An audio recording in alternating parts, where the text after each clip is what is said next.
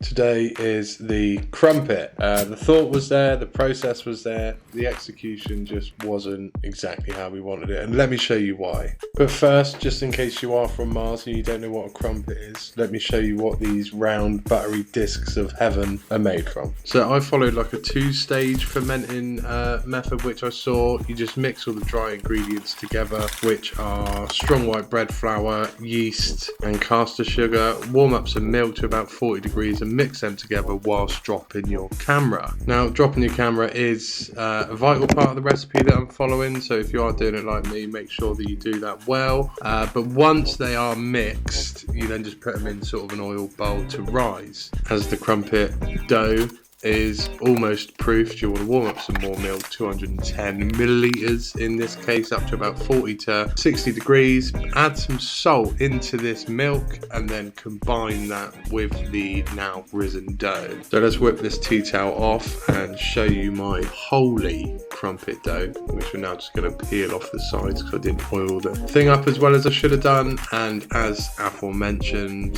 combine the now salted milk to it, weirdly enough. Add a bit of water and mix that fella together.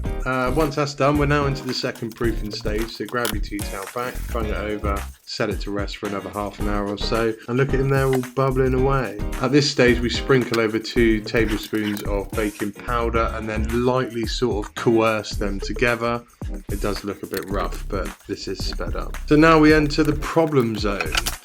What you're meant to do normally with crumpets is find yourself a metal ring and then oil it up, put it onto a frying pan, obviously put a light bit of crumpet dough in there, let the bubbles rise through, which then creates that standard sort of crumpet look which you're used to, obviously the bubbly top which allow all the butter to soak through and a browned bottom. Now all I could find is a sort of snap ring cake tin that would be big enough to make a giant crumpet, which I used, but unfortunately filled it up at the same time. I probably should have done about halfway through because it was too thick, so the bottom got absolutely scorched, as you can imagine. As you see, the bubbles are coming up through the top as they should do, but because it's so thick it didn't have enough time before the bottom started burning, so I then decided to waz him into the grill, which unfortunately stopped all of the bubbles coming up, so it does look a bit just like a slab of cooked dough, but it did taste like a crumpet, I'll give you that.